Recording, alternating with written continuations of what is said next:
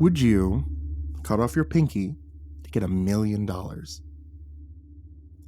Would you kill your cheating spouse to marry the man of your dreams?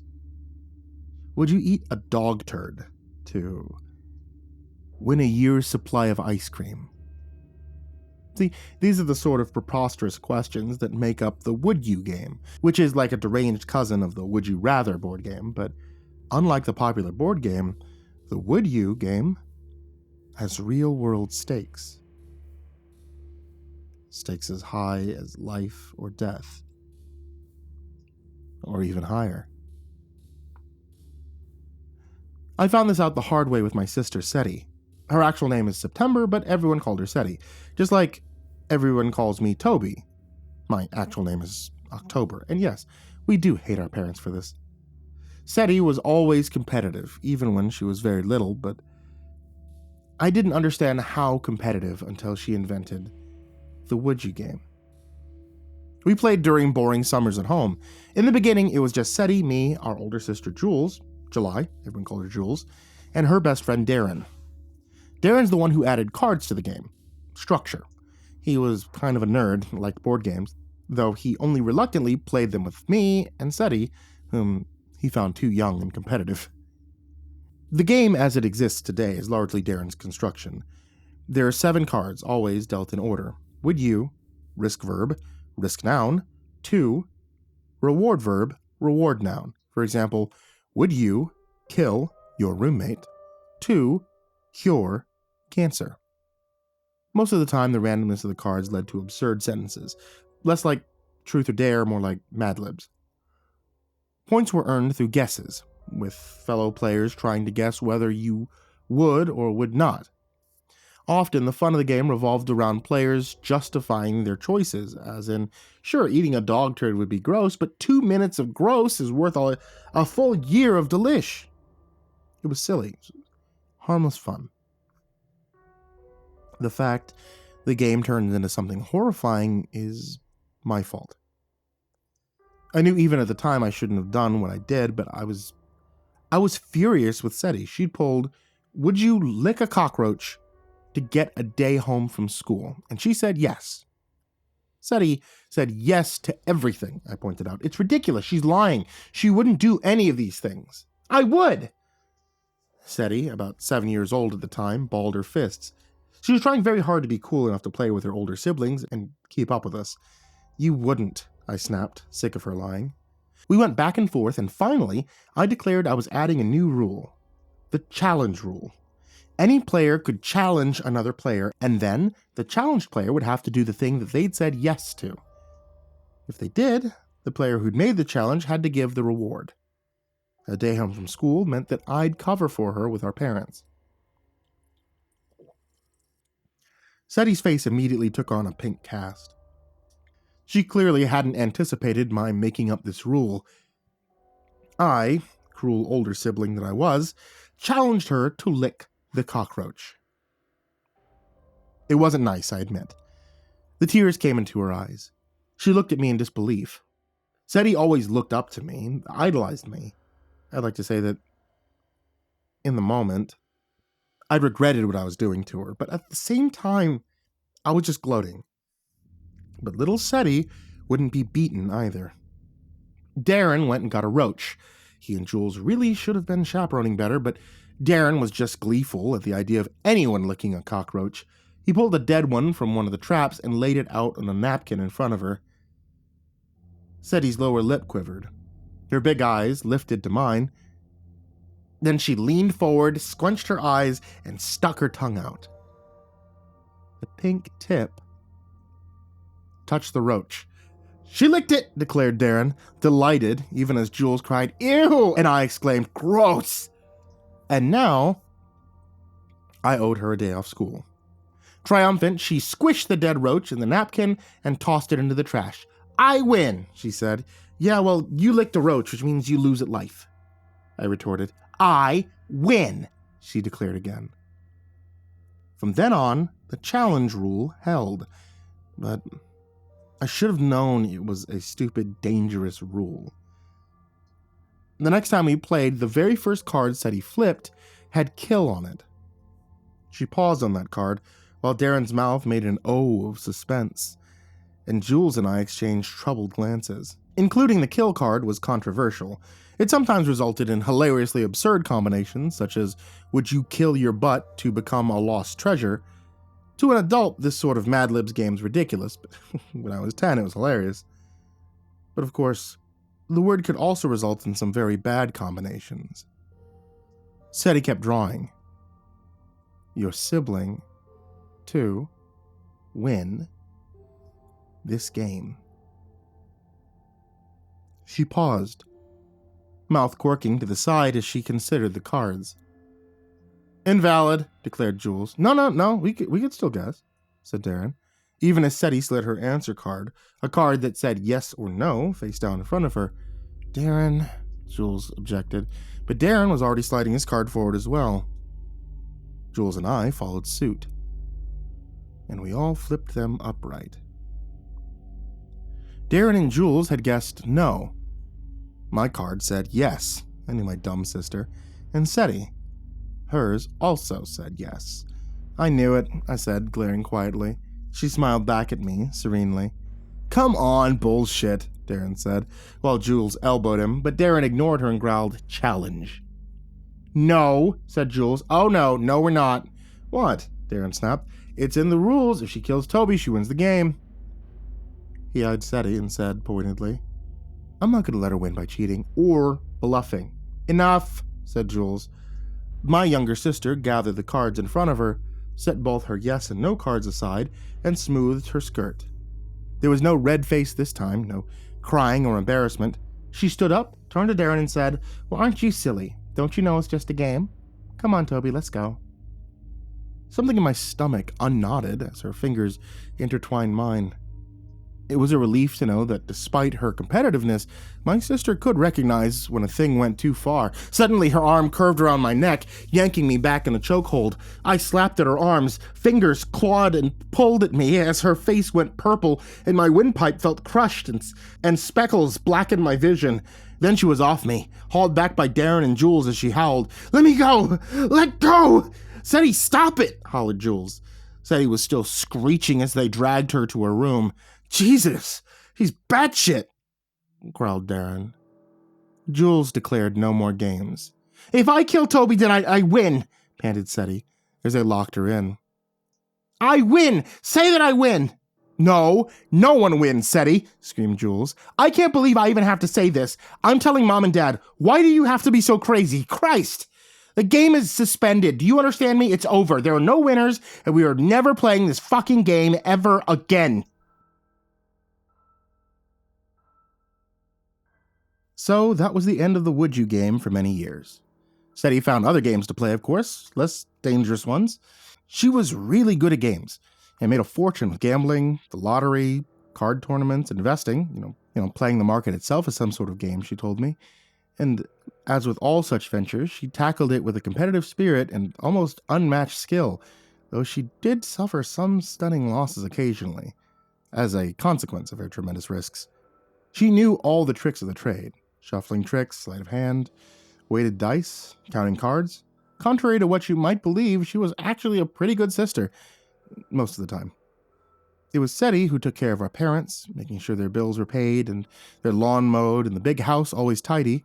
She did a lot of the cooking and cleaning herself before she'd do her makeup and go out for the evening to the casino or for a drink with business partners. She never went to college. Instead, she kept house for our parents. But then, she didn't really need college. We had wealth inherited from our grandparents, and Seti multiplied it neatly, managing investments for all of us. She did this with complete transparency and fairness, and while she sometimes gambled heavily with her own money, she never did with ours, always putting it in investments according to our willingness to embrace risk or security. And yet, through my college years, when Seti was finishing high school, she brought back the Would You game. This time, being legally an adult, she had no one to rein her in. I found out about it from Keeter, another boy at her school. He told me how she'd started playing with a group of preppy senior friends. I tried to shrug this off. Whatever, we were all adults now. Surely my sister wouldn't go too crazy, right? It wasn't until later I found out she'd changed the rules again.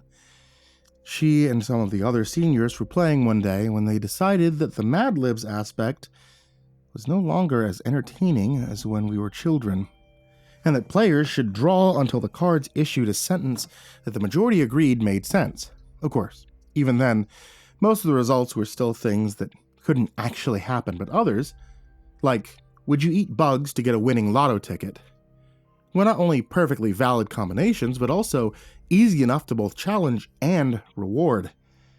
And this is exactly what happened when Seti and her friends played. One of them claimed he'd eat bugs to get a winning lotto ticket. She challenged. He ate several ants, so Seti bought lotto tickets until she had a winning one. Granted, it was only $3, but the cards hadn't specified, had they? And that is how it began. Seti herself becoming a guarantor of sorts any time she played the game. She had the money, after all. Even back then, our family was well off, and Seti already had a considerable sum saved from her gambling and side hustles. I never knew what else she did on the side, but I assume some of it wasn't legal. She could afford to escalate the game. So when a combination came up like, would you dump your boyfriend to earn a new iPhone, Seti could issue the challenge. And when her friend followed through with the dumping, said friend would be gifted a new phone. It was nonsense, risky, unhealthy, but not, I guess, more than any other kind of gambling. Until it got worse. Several years later, Seti had some friends over. I'd refused to join. I'd sworn to myself never to play this game. Seti seemed to get even more competitive when I was around, so I kept away from the group, watching from across the living room. Turns kept passing round, and everyone was laughing, drinking. Few people were smoking, but that wasn't really my business. Mostly it sounded like absurd stuff. Would you kiss Miss Whittinger to save a litter of kittens? Groans. Miss Whittinger was the principal at Seti's high school, and in games of Kiss, Marry, Kill, she was universally the kill option. Most discussion ensued about whether a litter of kittens would actually die if the player said no to this, and whether the price, having to kiss Miss Whittinger, was too high. Seti considered the question, but intertwined her fingers and explained that since the kittens were in the reward deck, not the risk deck, the game would not put kittens in harm's way. In short, kissing will mean you do a good deed, but not kissing won't make you do a bad one, she declared. Thus, if Scott, the player who had drawn the combination, were to return to their old high school to kiss the loathsome Miss Whittaker, a litter of kittens would be rescued, but nothing would happen otherwise. Well, yeah, but if I don't kiss her, some kittens somewhere might not get rescued, so guess I gotta kiss her. Scott grinned at the groans all around. Challenge, said Seti almost automatically, almost bored. Scott did indeed end up visiting the high school on a made-up errand and kissing the principal on the cheek. She was suitably astonished at this affection from the troublesome alum, but also rather touched. And Seti honored her word and awarded Scott by saving a litter of kittens that still occupies our parents' house, where she devotedly looked after them. But that's not the reason I'm telling you about this game. See, shortly after Scott's draw, another friend, Rosalinda, drew a combination that elicited quite a stir. Would you cut off your finger to gain $1 million? Gasps and whispers all around. Everyone at that party knew that if it was done, Seti could potentially honor the million. This was into her investing years. She had the financial wherewithal for it. She had granted other gifts before, but never to such an extravagant amount. The most she'd ever given was a gift of a Bahamas trip. I mean, I'd totally do it, said Scott. No way, said another friend. No way I'd do that. But $1 million, said someone else. That one's a hypothetical, right? Said another, glancing tentatively at Seti, who just sat back holding her drink with her eyes glimmering and a lazy smile on her face. Well, obviously, said Scott. I mean, who's got $1 million to give? Seti might. Yeah, right. Screw it, said Rosalinda, slamming her card down. I'm in. Make your picks, people. Everyone voted. Half yes, half no. Rosalinda flipped her card. Yes. Everyone glanced at Seti, who stood up quietly, moved to the bar to pour herself another drink, and then poured a glass for Rosalinda too, a glass of strong stuff. She then moved into the kitchen, where she opened a drawer. I felt my heart rate increase. Moved to follow Seti, in whose fingers glinted silver. She sterilized the knife over a flame, then brought it to Rosalinda, laying it out on a tray with napkins, bandages, a first aid kit. Rosalinda's eyes grew wide as saucers. "Oh, shit," whispered Scott, disbelieving. Everyone had gone utterly silent, appalled. I held my breath. Don't, I thought. Don't. What should I have done? Call the police? Even now I wondered. No one was forcing Rosalinda to do anything, and yet... Seti sat back in her cushioned chair, idly swirling the bourbon in her glass before downing it. Her eyes glimmered over a smile as she raised her gaze to Rosalinda and whispered, "Challenge." Everyone was dead still. And then, Rosalinda picked up the knife.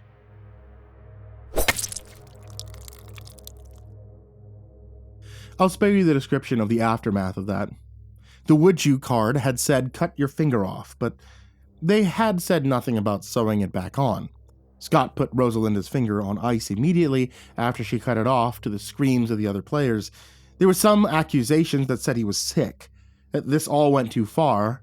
Then Rosalinda's friends rushed her and her severed finger to the hospital, where it was reattached, and of course, Rosalinda and her friends were somewhat mollified that shortly afterwards, $1 million was transferred to her bank account. In fact, when word spread, others began seeking out my sister to play. And that was when I put my foot down about playing in the house. I said our parents' house couldn't be turned into a gambling den, that I didn't want murders or maimings under their roof, and for them to have to deal with cleaning up blood or whatever sick things happened there. Seti agreed to take her games elsewhere. I tried to keep out of her business, but occasionally word leaked, from our parents, or Jules, or mutual acquaintances, and it seemed like both the risks and rewards were getting bigger.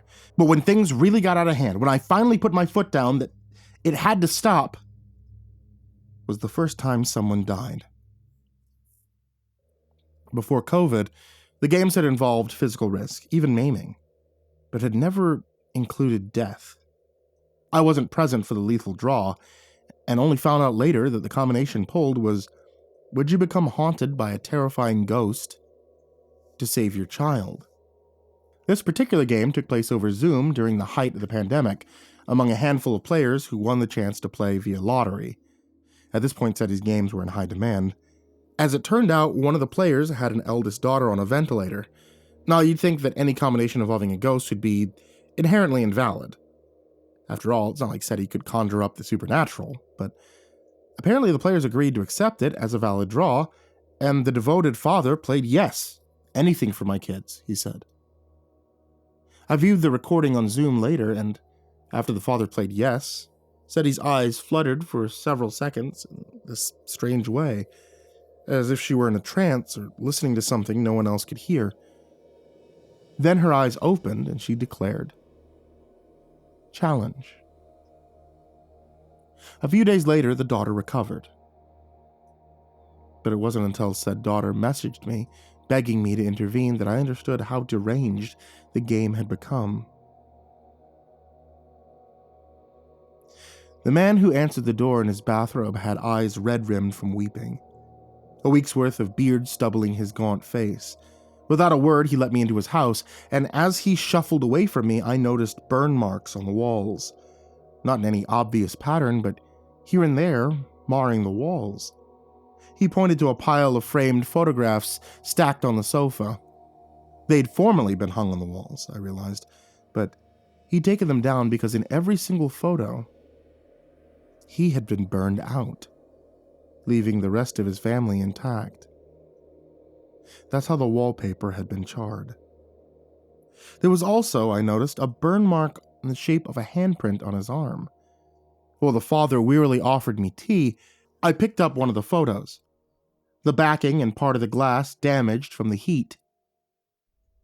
Is it just the burn marks, or is other stuff going on? The lights, he whispered as he stirred the tea. Shrieks and bangs at night, handprints, dreams, and this. He pulled open a drawer full of children's drawings scrawled by his daughter and her siblings, kept from when they were little. In all the drawings, he had been scratched out, and a blackened figure like a shadow seemed to be looming behind him, its hands on his shoulders. I mean, she's obviously hired someone to come and do all this, I said. You're probably having nightmares from the stress. No way would I believe that SETI could summon a ghost, but I absolutely believe she had the resources to make a man think she had. The defiled children's drawings especially left me chilled. How had she identified which figure in the child's drawing was him?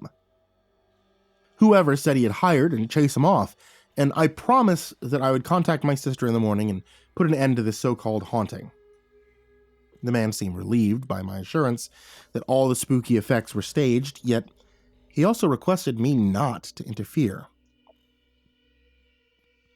He was clearly anxious that if he didn't let things continue, his daughter would fall sick again.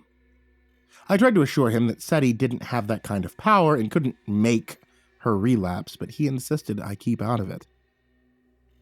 Privately, I decided to speak to SETI anyway. She was overseas, however. The man killed himself before she got back. Hung himself from the staircase, leaving his beloved daughter and her siblings to mourn.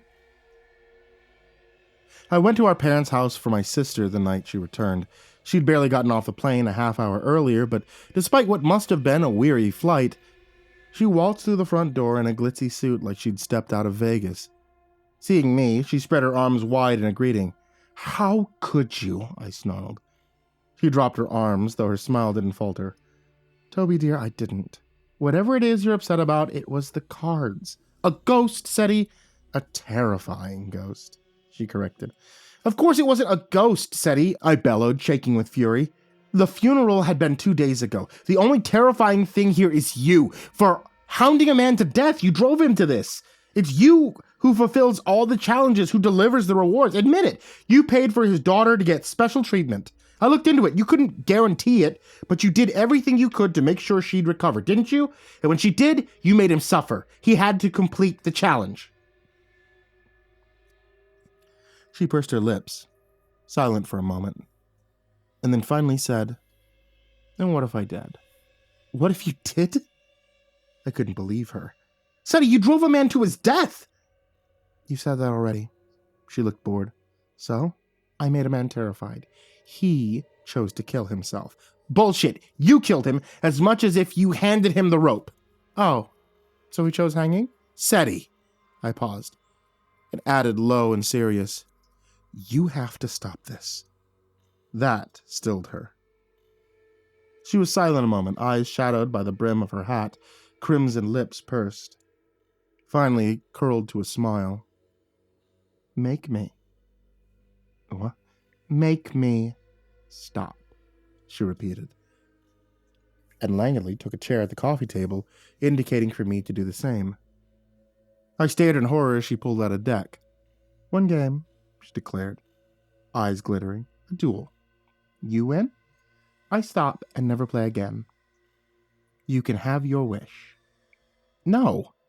"Toby, people pay thousands to play with me. You don't know what a deal you're getting. Besides, it's the only way to make me stop." She again indicated the chair. I just stared at her, fists clenched.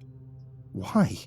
"Because, Toby dear, our mother and father's beloved who can do no wrong, because we never finished our game. Remember, when we were little, we started to play, but things went too far?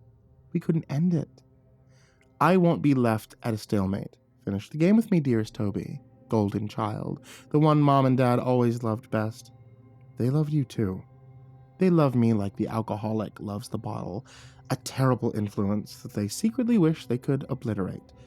And it's true, I'm terrible, but perfect, good Toby, win against me, and I will stop. Her eyebrows shot up.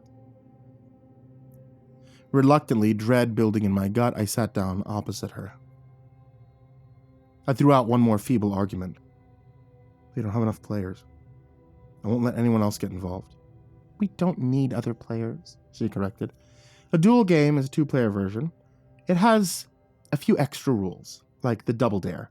That's where you take your opponent's challenge and double it. So, for instance, if it were, would you kill a kitten? And I accept, you'd have to kill 2. Great example. How are your cats, by the way? All very well. As it happens, they haven't been drawn into any games. She flashed a wicked smile at me as one of said cats, oblivious to the danger it would be in should Seti draw any cards that involved pets, came over and rubbed against her leg, purring. She explained the rules of the duel game as she shuffled. It was basically the same as the regular game, but answers were scored differently. 1 point for yes, 1 point for correct guesses, 0 points for no, 0 points for wrong guesses, 10 points for completed challenge. If a challenge went unfulfilled, it was an automatic loss. If more than one challenge was fulfilled for the same reward, only the most recent challenge would gain the reward. The game would continue until each player had drawn 10 valid combinations. Getting points for saying yes automatically skews the game in your favor, I observed. It skews the game in favor of playing more boldly, yes, Seti agreed. But it's still possible for you to win. I glowered. Seti allowed me to draw first. Would you dance with rotting human entrails to earn a dream vacation? Tame by the current standards of the game. I started to put down my no card, but then remembered I'd get 0 points for it. Of course, if I put down yes, Seti would manage to make those rotting entrails appear, and I didn't even want to think about whether they'd really be human or not. I sighed and pushed forward yes. Seti also slid a card forward. Both of us flipped. Both of us said yes. 1 point for me, 1 for Seti for guessing correctly. I waited for the inevitable challenge, but she only smiled. You're not going to challenge? I asked. No, because you actually do it, and you'll get 10 points, she replied. And obviously, you'll get a dream vacation too, but I'd rather save my money for more interesting rewards. Seti's turn. She flipped the card slowly. Would you fly to Stinky Toenails to gain your name on Mars? Invalid, obviously. She drew again. Would you sing loudly to the president to save world peace? Another invalid combination. Seti drew through more nonsense sentences before finally coming up with a valid combination. Would you kiss a bowl of diarrhea to get a year's supply of ice cream? Ugh, I said. Such a dumb game. Seti smiled and pushed a card forward. I rolled my eyes and did the same. They both flipped. Yes. Of course you would, I said, disgusted. You could challenge, she offered, and give you 10 points. Fuck that. We went back and forth a couple more rounds. My hands were shaking. Soon we got to challenges I wouldn't do. I started playing no. Seti always played yes. She was gaining points and didn't challenge me on the rare times I drew something I felt I could do. And then, as we approached the 10th round that would end the game, Seti drew a combination that made my breath catch. Would you skin yourself to win this game? Seti was already ahead. If I didn't challenge her, she'd win. If I challenged her and she refused, she'd lose. The smart play here would be to pick no. She wouldn't risk anything. She was way ahead of me anyway. The game would end on the next turn. All she had to do was miss 1 point by playing her no card. Playing yes was something only a complete idiot would do, but Seti had never played no. Not in any of the turns we'd had so far. Would she now? Seti looked me in the eye as she put down her card, smiled almost apologetically with a little shrug. Oh, how that smile infuriated me. The lightness of it. the willingness to throw everything down in this stupid, idiotic, foolish game when she was already guaranteed to win. I played my card. We flipped them over. Yes. Fury coursed through me. It was like when we were kids all over again. Instead, he would brazenly claim she'd do something outrageous when all of us knew she really wouldn't. When she bluffed and I called her on it, and the words spat from my lips before I could think to stop, because how dare she mock me like this, playing like her life hardly mattered. Challenge. It was strange. The expression that flickered across Seti's face. Regret. Fear. Angst. Rage. For just a moment, she reminded me of that little girl again. The little girl who idolized me, who just wanted to be brave enough to impress me until I called her out for going too far, and every single time she forced herself to rise to my challenge, remembering that I suddenly regretted my actions. Seti's eyelids closed, fluttered as if she were coming to terms with what had just happened. Then without a word, she rose to her feet. My parents did a lot of barbecuing in the summers, even the occasional pig roast or carving up venison. I wondered with horror if, among the many implications in this grandly furnished house, they might have a skinning knife. "Seti, wait!" I cried, seizing her arm as she turned around. I forfeit. You hear me? I forfeit. You win. I withdraw my challenge. What? She stammered. You can't forfeit. That's not how it works. Too bad. I'm done. Toby! She shrieked as I grabbed my jacket and rushed for the door. You agreed to finish the game. Yeah? Bite me. I ducked out and slammed the door. From inside, a howl of anguish. High, keening, practically inhuman. God, Seti could be so scary. I hurried away, trying to force the horrible, stupid game from my consciousness, trying to forget how irrational Seti could be. My phone buzzed. We're not finished. We have one turn left. Toby, one turn. She carried on like that all night. I silenced my phone. In the morning, I had so many messages I blocked her. I fully expected calls from our parents, Jules, our mutual acquaintances, email, messenger, voicemails at work, maybe a singing fucking telegram. Seti had a huge network, and I knew my sister had 1,000 ways to contact me. There would be no escaping her wrath until the game was over, and yet... silence. Not so much as a peep. It was this complete absence of communication that unsettled me more than anything. I called our parents, Jules, friends, but they hadn't heard from Seti. Not wanting them to worry, I lied to everyone and said I was just checking in because it had been a while. With every hour, the knot of dread in my gut tightened. Finally, 3 days after our fateful game, there came a knock at my door. I'd been in a state of suspension for so long that my first feeling was relief. At least, we'd get this over with. I went to the door calling out, "Who's there?" To no response. I peeked through the peephole, but it was covered. Just like Seti to play games. Maybe it really was a singing telegram. I opened the door. "Hello?"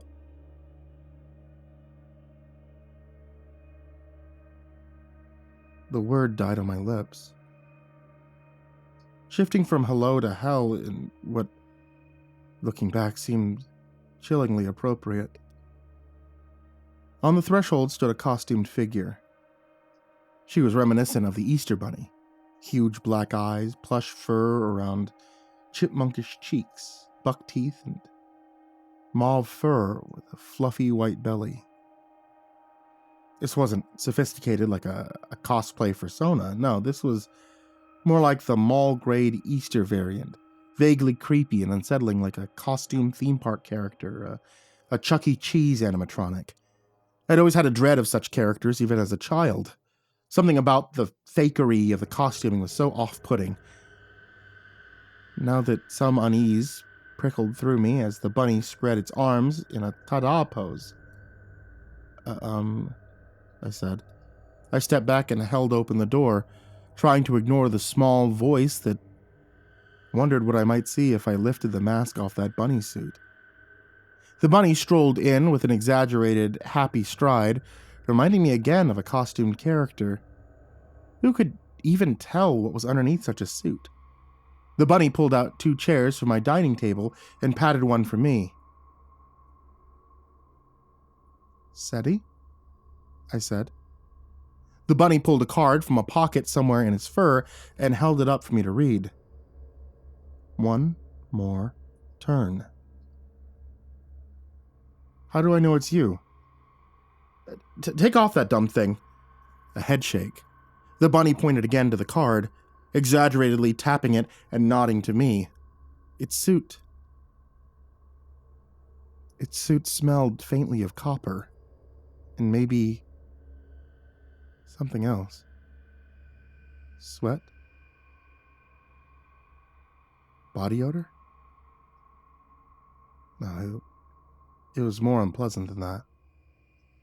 Like the smell of a dead mouse that I'd found once in a trap, rotting for days.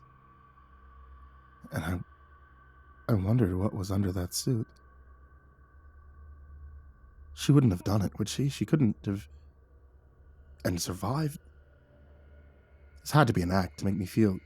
make me think that she'd done something crazy. I looked into those bunny eyes, black mesh. I thought I could just glimpse the whites of her eyes, a faint gleam as she looked out at me. Again, that coppery smell, and as we sat at the coffee table, there was... I could see very clearly now, blood dripping from the suit of the bunny. A faint dribble of it. How badly was she bleeding in there? Or was it all an act? Would she even be bleeding still? Would blood really drip through the costume? God, Seti, fine, I'll play the last turn, and if I win, you'll take off that suit and you'll be just fine underneath, all right? Deal? You'll be whole and fine. The bunny made a sound in the affirmative. It was Seti's voice, but sounded wrong, like the vocal cords were somehow deteriorated. It reached into a pocket somewhere in the suit, handed me the would you cards. My turn. Handshaking, I shuffled. I could see now a couple of places where the mauve fur was darker, wet with stains, but that can't be real, I thought. No way that could be real. I swallowed the bile in my throat and dealt the cards. Would you, my hand trembled as I turned each over, disappear yourself? 2, win this game.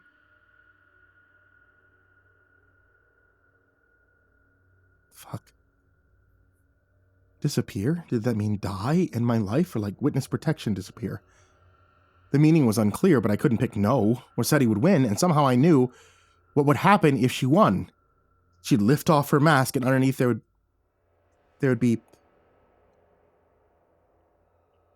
Shuddering, I pushed forward my card, and the bunny pushed forward hers. Then we flipped. Yes. The bunny spoke. One word. I tried not to imagine its skinless tongue slurring. Challenge. My heart quickened. Fine, I said. You, Mom, Dad, Jules, everyone we know, you'll never see me again. The rest of my life, no matter how hard you look or how you spend your resources to come after me, I will not be found. I'll be gone, and when I am, I'll have won the game. As I spoke, I felt the air shiver between us. It was as if something had writ my words in my soul, and I knew as deeply and suddenly and surely as I knew my own name that I would disappear so thoroughly I would effectively cease to exist. Somehow I was incredibly calm about this. Goodbye, Seti. I turned, grabbed my bag, and walked out. I drove to our parents' house to tell them that I loved them. They were extraordinarily perplexed when I greeted them, each with a tight embrace, even more so when I begged them to please look after Seti for me. I just hoped it was enough to save my sister, that whatever was under the suit was all part of the drama to draw me in, and everything would return to normal after the game. I just had to disappear. "Who?" said Dad. He was a bit hard of hearing. "Seti, September?" I told him. "Who's September?" asked Mom. "No, Mom, I'm talking about I stopped, staring at the mantle. A few days ago, I'd been here playing with Seti, and the photos on the mantle had been the same vacation trips as always. Goofy images of Seti, me, and Jules playing as children, but now I was looking at the exact same photos, and it was only me and Jules. Mom, meanwhile, nudged Dad and murmured, "Sweetie, remember how Toby used to pretend to have a little sister?" "Oh gosh, that's right." Dad brightened and turned to me.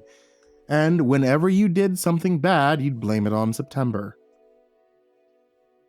I was already out the door, rushing back to the game. I declared I would disappear. From the present moment on, I'd be gone, but Seti...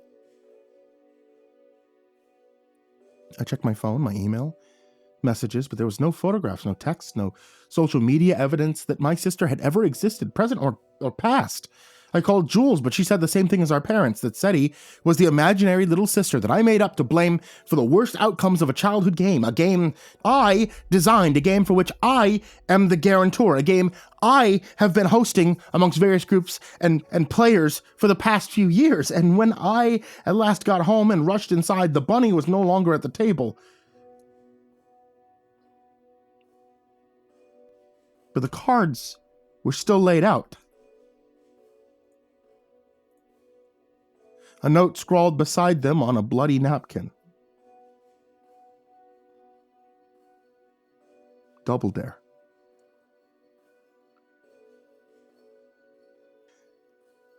People still contact me asking why I ended the game.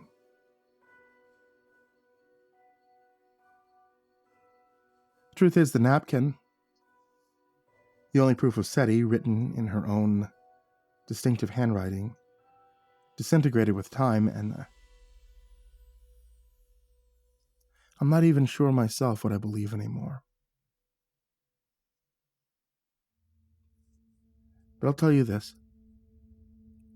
If anyone ever offers to play the Would You game, no matter what the prize, do not do it. It's not worth it. Learn from my mistakes and never, ever play the Would You game.